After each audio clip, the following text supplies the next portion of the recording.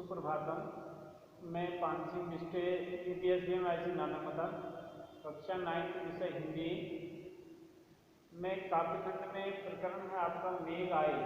इसके लेखक हैं सर्वेश्वर दयाल सक्सेना। अब ये टॉपिक है मेघ आए। अब प्रस्तुत जो पाठ है इसमें लेखक बादलों के आने की तुलना एक सज-धज कर आए हुए प्रवासी अतिथि की तरफ यानी एक दामाद की तरफ वो कर रहे हैं।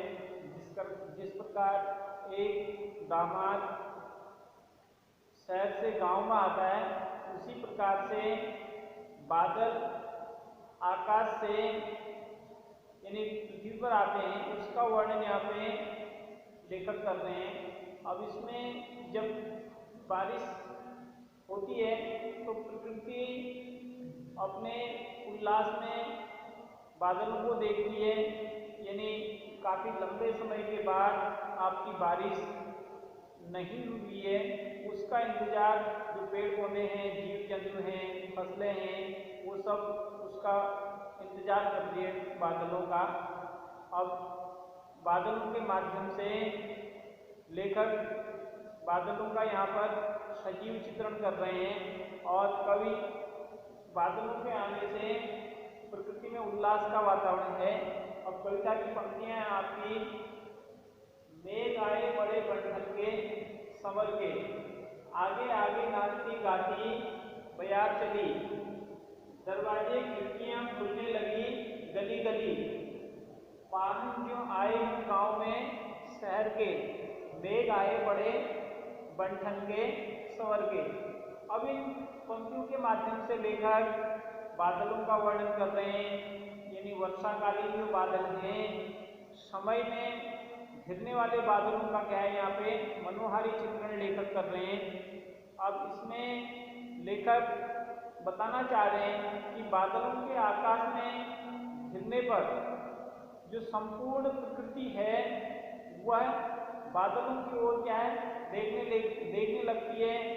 जैसे किसी गांव में कोई शहरी जब दामाद आता है तो गांव के लोग, आसपास के लोग उस दामाद को देखने के लिए उसके घर में चले जाते हैं, तो उसी का वर्णन यहाँ पे लेखक कर रहे हैं।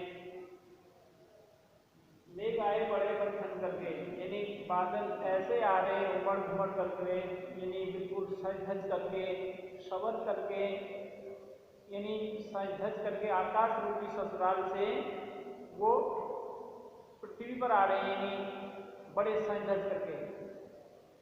आगे आगे नाचती गाती बयार चली। अब बादलों के आने से पहले अब प्रकृति में क्या होता है, जब बारिश का मौसम होता है उससे पहले आंधी तूफान हवा ये चीज़ें चलती हैं। तो आगे आगे यानी बारिश आने से पहले आगे आगे क्या होती है, हवा चलती है, नहीं हवा चलती है और दरवाजे खिड़कियां खुलने लगी गली गली। और जिस प्रकार जब आंधी तूफान चलता है तो उससे घरों के दरवाजे, वो स्वयं खिड़कियां वो खुलने लगती हैं, चाहे वो किसी भी गली के हों। तेज आंधी तूफान आने से घरों के दरवाजे खिड़कियां स्वयं खुलने लगते हैं। पाहुन जो आए हों गांव में शहर के। अब पाहुन मीन्स पत्थर। अगर किसी गांव में नया पत्थर अगर आता है शहर से तो उस घर को देखने के लिए लोग, उस पत्थर को देखने के लिए लोग वहाँ जाते हैं उसके घर में, जिसके घर में पत्थर आया हुआ होता है। इसलिए कह रहे हैं कि पाहुन जो आए हो गांव में शहर के, किसी गांव में कोई शहर से लाया हुआ पत्थर और उससे घर का निर्माण किया अगर गया है तो उसमें उसको देखने के लिए लोग जाते हैं। मेघ आए बड़े बंठन के, बंठन संवर के। अब बादल ऐसे आ रहे हैं बिल्कुल सज-धज करके, जैसे एक दूल्हा श्रृंगार करते हुए शादी के मंडप में जाता है, बिल्कुल सज-धज करके। यहाँ पे दो प्रकार का अर्थ है। बादलों का अर्थ यहाँ पे दामाद से है और मानवीकरण इसमें अलंकार है, अनुप्रास अलंकार भी इसमें लगता है पंक्तियों में, इसलिए मानवीकरण यहाँ पे जो दामाद है बादलों की तुलना दामाद से की गई है, और जो प्रकृति है प्रकृति की तुलना यहाँ पे दुल्हन से की हुई है।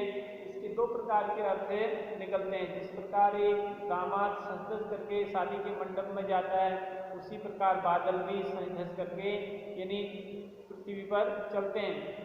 आगे आगे नाचती बयार चली। जिस प्रकार बादलों की वर्षा आने से पहले आंधी तूफान चलता है, उसी प्रकार बारात जाने से पहले भी जो बाराती होते हैं वो भी दुल्हन दूल्हे के आगे आगे चलते हैं। दरवाजे खिड़कियां खुलने लगी गली गली। अगर किसी गली से अगर कोई बारात निकलती है तो आसपास के लोग, गली के लोग अपने दरवाजों को खोल करके, खिड़कियों को खोल करके उस बारात को देखते हैं। पाहन ज्यों आए हम गाँव में शहर के। अगर कोई शहरी दामाद अगर किसी ग्रामीण क्षेत्र में आता है तो गांव के लोग उस दामाद को देखने के लिए जाते हैं। मेघ आए बड़े बड़े ठंड लगे सवर के, और बादल ऐसे आ रहे हैं बिल्कुल सज करके यानी सवर करके। जिस प्रकार एक दूल्हा सज धज करके शादी के मंडप में जाता है, उसी प्रकार बादल भी यहाँ पे मेहमान बन करके यानी सज धज करके आ रहे हैं। इसमें मानवीकरण अलंकार, अनुप्रास अलंकार इसमें है।